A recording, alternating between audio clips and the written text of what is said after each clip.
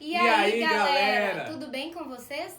Com certeza vocês devem estar acompanhando várias postagens, vários vídeos a respeito da campanha Setembro Amarelo de Prevenção ao Suicídio. E nós, do Um Conselho, estamos aqui para somar forças e lutar contra este mal que é o suicídio. E o vídeo de hoje vai ser um pouquinho diferente. Nós lançamos lá no Instagram uma caixinha de perguntas a respeito do suicídio e o nosso intuito é responder essas perguntas de maneira objetiva e, acima de tudo, bíblica.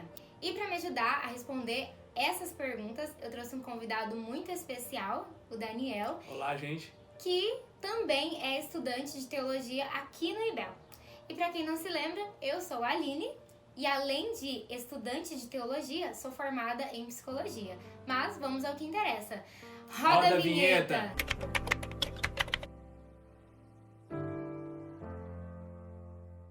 Antes de falarmos sobre este assunto, é importante dizer que o suicídio não é um assunto a se falar apenas no mês de setembro. No entanto, deve-se falar em todos os meses. E também não somente nas redes sociais, mas no meio familiar, na igreja e na escola também.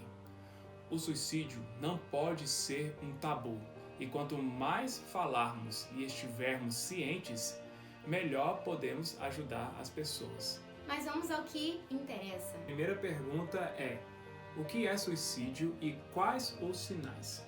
Certo. O suicídio é o ato voluntário e intencional de tirar a própria vida.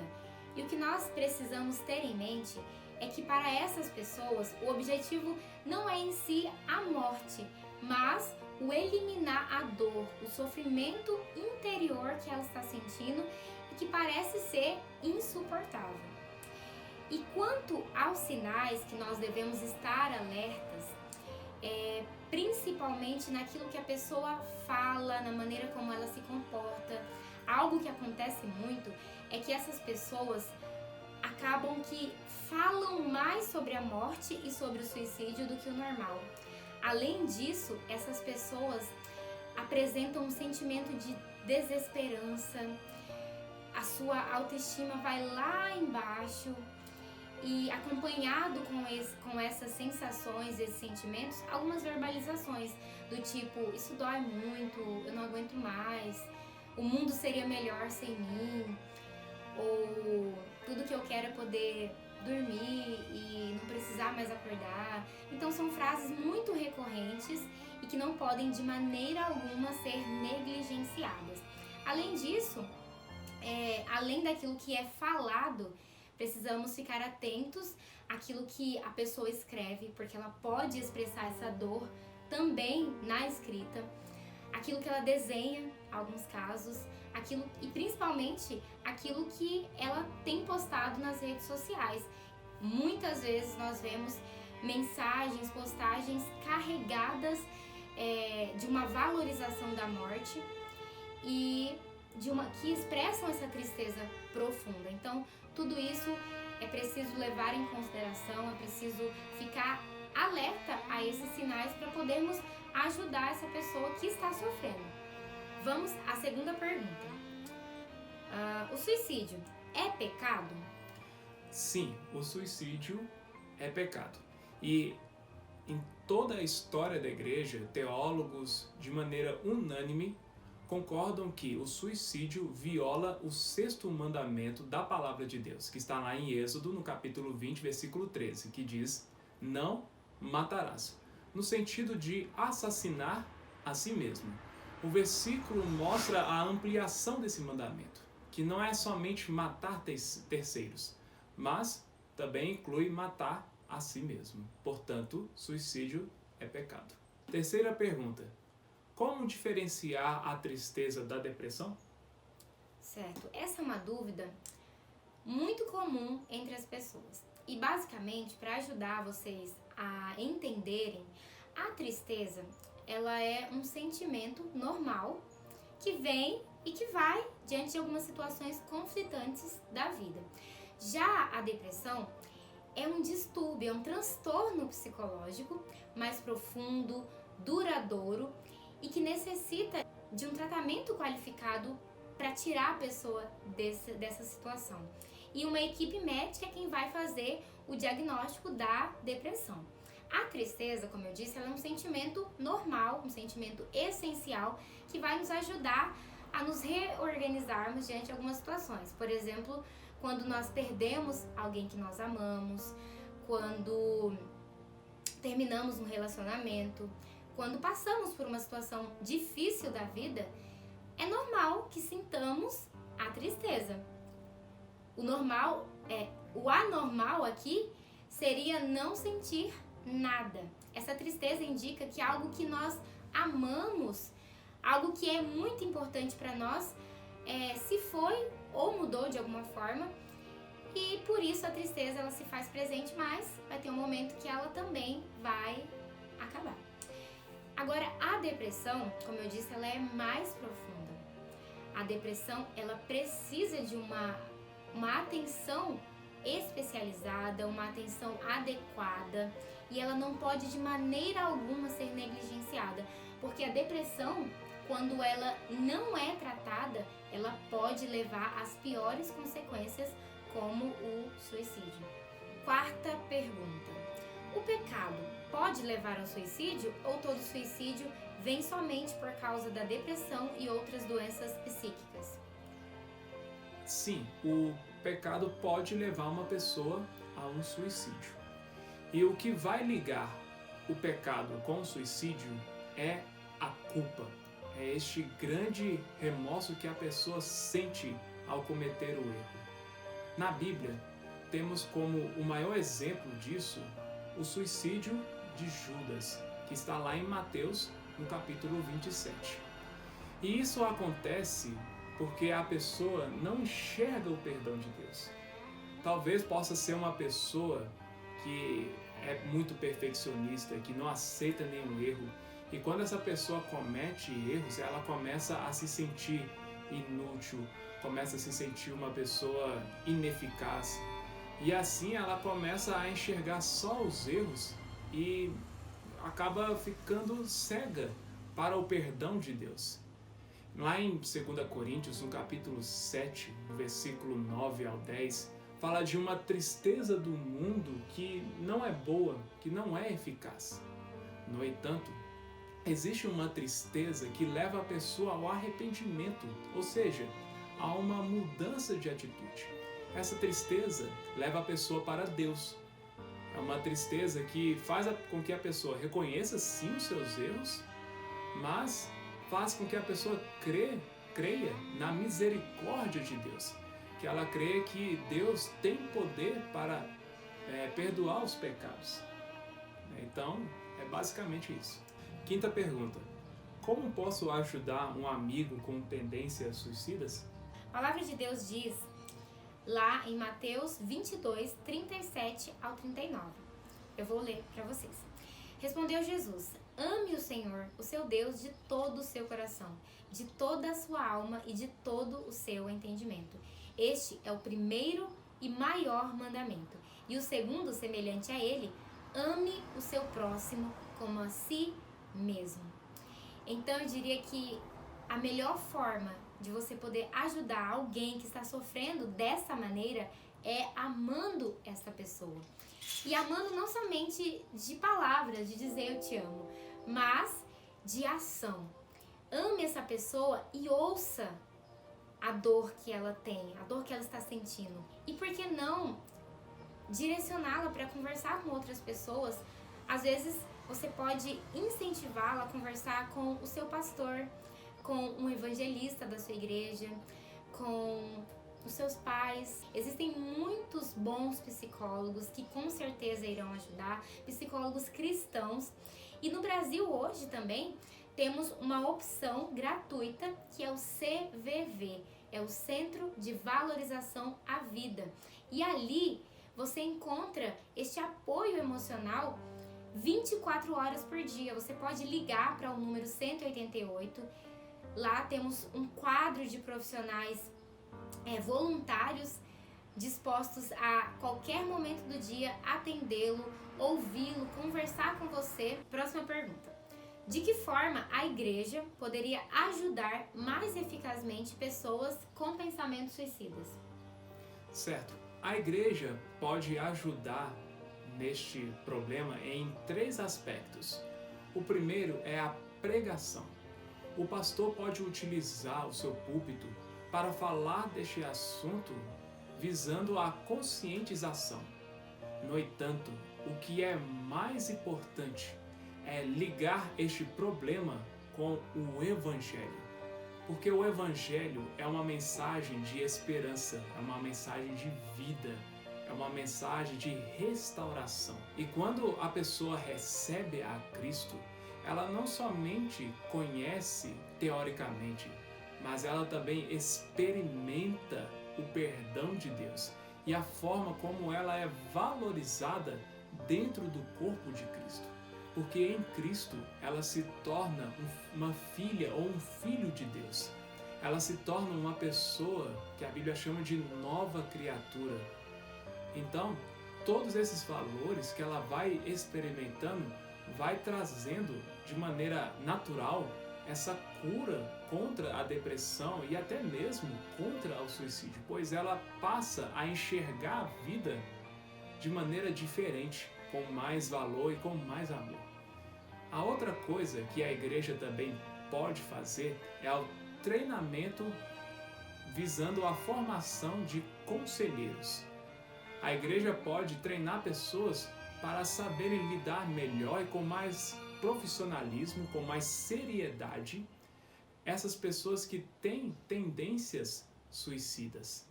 Então, a segunda forma é treinar pessoas para serem conselheiras. E a terceira é a igreja praticar o amor. E eu quero explicar melhor para não ficar generalizado. Praticar o amor tem 2 sentidos principais que eu quero colocar. Primeiro, ser hospitaleiro e ser caloroso. Quando vêm os visitantes para a igreja precisa estar aberta para receber essas pessoas, para chegar, conversar, dar boas-vindas, perguntar um nome, buscar uma aproximação com essas pessoas. Fazer visitas, ir na casa da pessoa, chamar os outros irmãos e irmãs para irem lá também, cantar e trazer a palavra de Deus. São coisas até simples, mas para uma pessoa que está deprimida, que está com essa carência emocional e psicológica, faz uma grande diferença. Então, a igreja pode ajudar nesses 3 aspectos. Vocês acreditam que sofrer depressão leva a pessoa a se distanciar do caminho de Deus? Olha, essa pergunta é muito boa e para que possamos ter um melhor entendimento, eu vou apresentar aqui alguns versículos e uma questão que devemos desenvolver um pouco. Qual é o instrumento que liga Deus com o homem? Este instrumento é a fé. Lá em Hebreus, no capítulo 11, versículo 6, fala que sem fé é impossível agradar a Deus. Em Abacuque, no capítulo 2, versículo 4, fala que o justo viverá pela fé. E lá em Lucas, no capítulo 20, versículos 31 e 32, fala que, na verdade, Jesus Cristo está falando para Pedro que Satanás quer peneirá-lo. E Cristo falou para Pedro no versículo 32, eu roguei para o Pai para que a sua fé não desfalecesse. Então, é como se Pedro fosse colocado numa peneira e Satanás quer peneirá-lo. Para quê? Para que Pedro caísse, mas que a sua fé ficasse na peneira, separada de Pedro. Satanás faz isso porque ele sabe que o instrumento de ligação entre o homem e Deus é a fé. Agora, voltando à pergunta. A depressão pode distanciar um homem de Deus quando ela afeta a fé do cristão. Existem cristãos que, quando ficam depressivos, acabam duvidando da providência de Deus, que Deus pode trazer livramento, que Deus pode restaurar. Existem cristãos que acabam duvidando que Deus tem poder e tem condições para perdoar qualquer tipo de pecado e qualquer quantidade de pecado. Existem cristãos que enxergam tanta maldade na humanidade, na Terra, que esquecem que há uma promessa de restauração plena, que um dia Deus vai acabar com toda a maldade e a depressão, o suicídio e todas essas coisas deixarão de existir. E quando um cristão está em depressão, o que ele deve fazer? Ele precisa orar mais a Deus e deve buscar a exercer a sua fé para que ela não desfaleça. Portanto, a pessoa pode se distanciar de Deus pela depressão por causa da influência que ela tem sobre a fé. E o cristão não pode deixar com que a fé dela desfaleça. Mais uma pergunta. Ter depressão significa que não é um cristão verdadeiro? Boa pergunta. Bom, a resposta é de maneira alguma. A depressão, como nós vimos já nas perguntas anteriores, é uma doença e não é um critério para se definir quem é cristão, quem não é cristão, ou quem é cristão de verdade, quem não é um cristão verdadeiro. Não é critério para se definir quem e quem não é cristão. E na Bíblia, por exemplo, apesar de não termos a palavra depressão especificamente, nós temos casos de homens tementes a Deus, homens e mulheres tementes a Deus, que passaram por períodos de profunda tristeza e que podem até ser qualificados como um quadro depressivo. Um exemplo disso, o profeta Elias, um homem temente a Deus, um homem de fé, de coragem, que constantemente buscava a Deus em oração e através das suas orações muitos milagres eram feitos. Entretanto, em um momento da sua vida, Elias caiu num profundo estado de tristeza.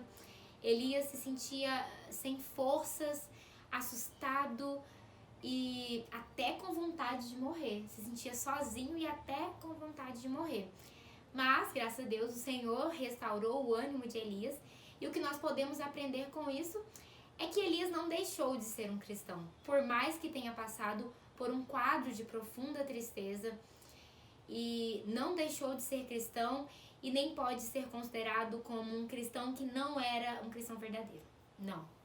E outra coisa que nós podemos aprender a observar isso é que a depressão e outras demais enfermidades, elas servem para nos mostrar o quanto que nós somos falhos e frágeis e totalmente dependentes de Deus, certo?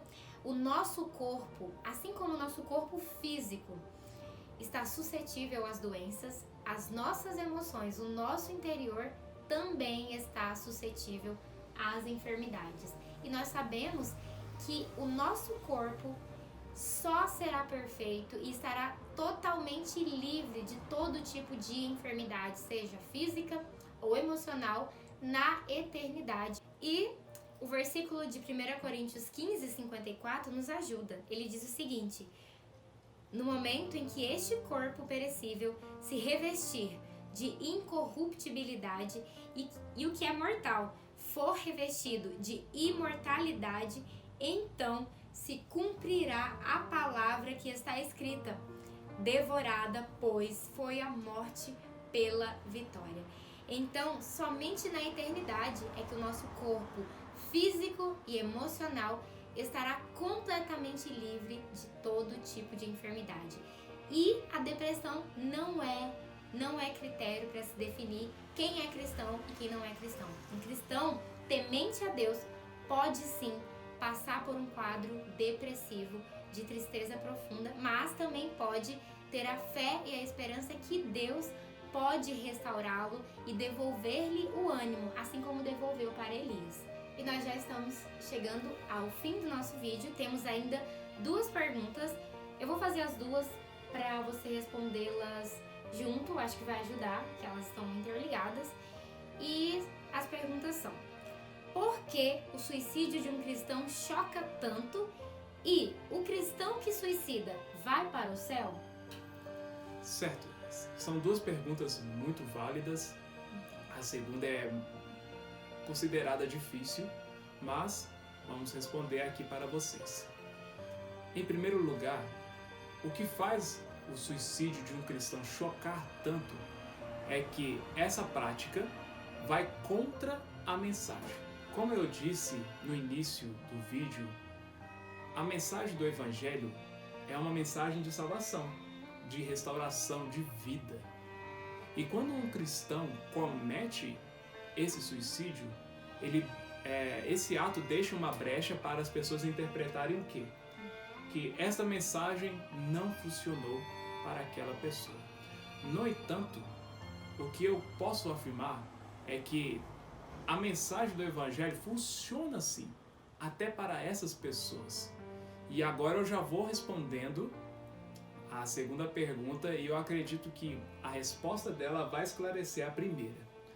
A Bíblia, de modo algum, declara que o suicídio é um pecado imperdoável.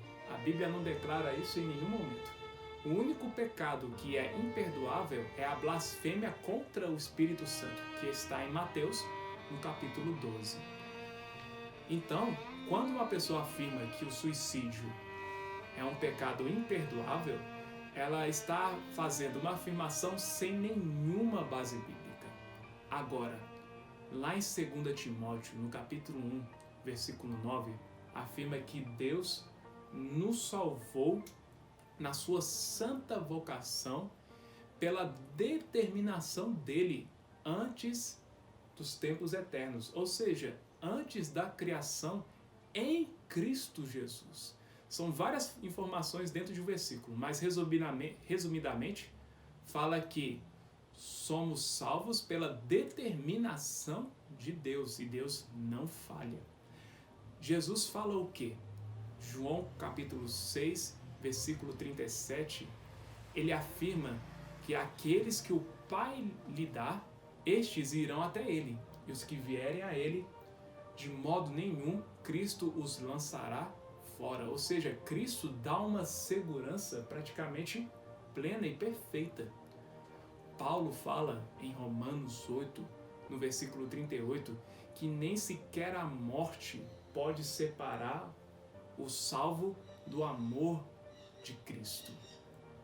E alguns capítulos anteriores, no capítulo 5, versículo 20, fala que aonde abundou o pecado, superabundou a graça de Deus. Este versículo mostra que a graça é mais forte do que o pecado.